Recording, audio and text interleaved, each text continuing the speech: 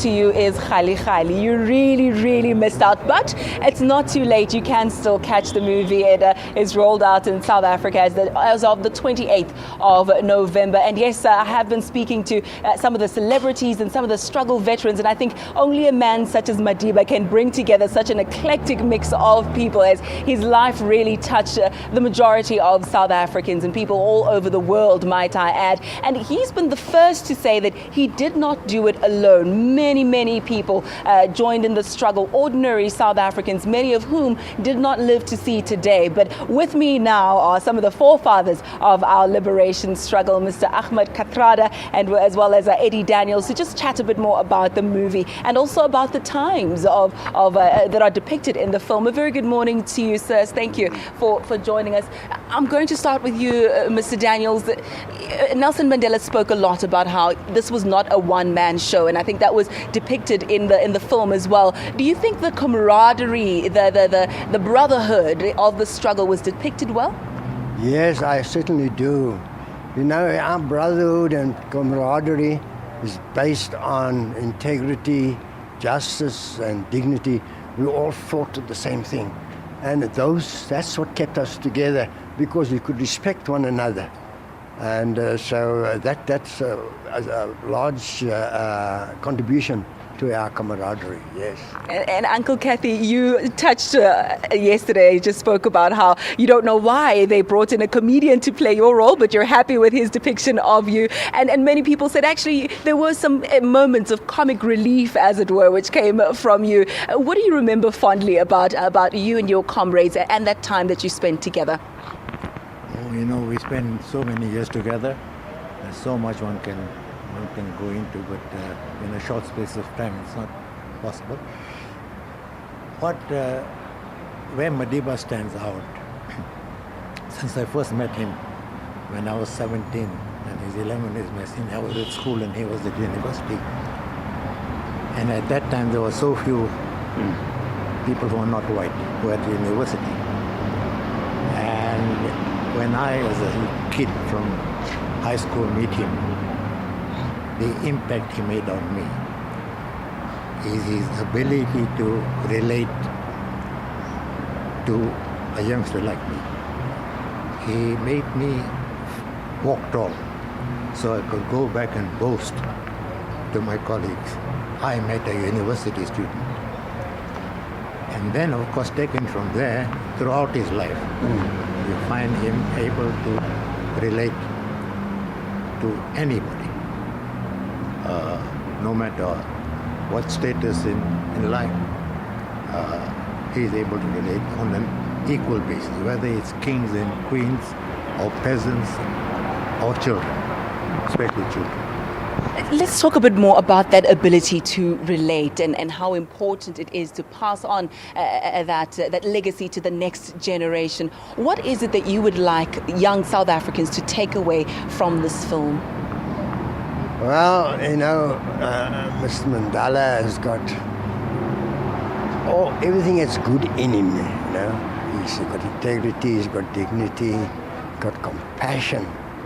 Now, as Mr. Kathrada has stated about the order that surrounds Mr. Mandela, now I'll just give you a brief sketch of a personal incident that happened between Mr. Mandela and I.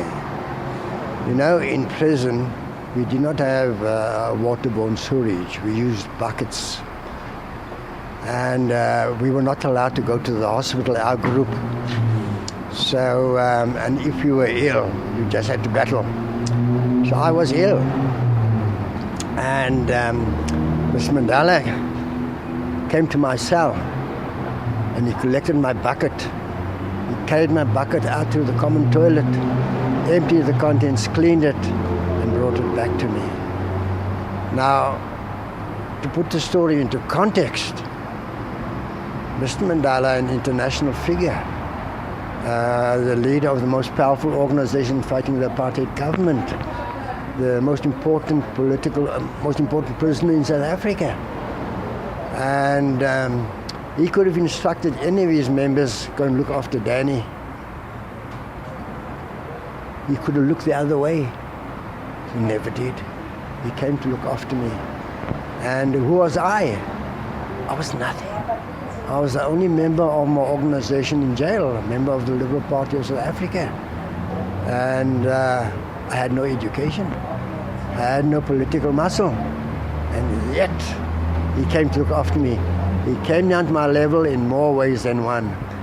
This is the greatness of Mr. Mandela.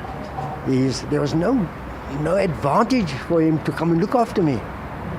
But he came and looked after me because he's such a magnanimous man. So mindful of the high and the lowly as well, and everyone in between. And Mr. Kathrada, just in closing as briefly as possible, we saw you as a figure who really came alongside him and dedicated your life to the struggle, but also to seeing it advanced through the person of Nelson Mandela as well. What about him made you think, this is a man I can follow?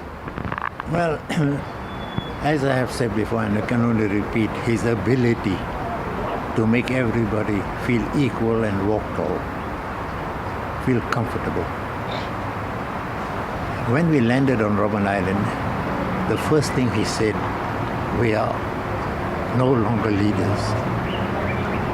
Our leaders are outside of prison. We are ordinary prisoners. And as Eddie says, he behaved like an ordinary prisoner. Every chore, prison chore, from carrying the toilet buckets to polishing the floor to hunger strikes, he was in it. Did not seek preferential treatment. And that was a great boost to the rest of the prisoners.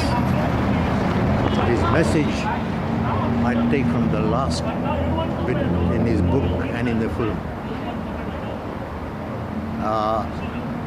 When he says we have climbed a hill, only to know that there's further hills to climb.